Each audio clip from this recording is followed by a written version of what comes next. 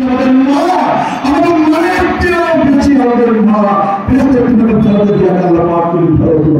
আমাদের কি দেওয়ার আছে আল্লাহ, যদি রক্ত দিয়ে যদি দেশটা খালেদা জিয়াকে আমরা ফেরত আনতে পারতাম, আমরা সবাই খালেদা জিয়ার জন্য রক্ত দেওয়ার জন্য তৈরি আছি না?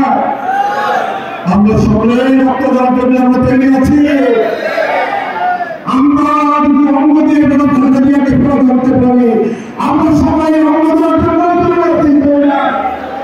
আল্লাহ পাক, আমরা রক্ত দেওয়ার জন্য তৈরি, অঙ্গ দেওয়ার জন্য তৈরি। আল্লাহ পাক আমাদের পরিণতিকে আল্লাহ পাক আপনাদের সবাইকে ধন্যবাদ দিয়ে আমি আমার বক্তব্য শেষ করছি।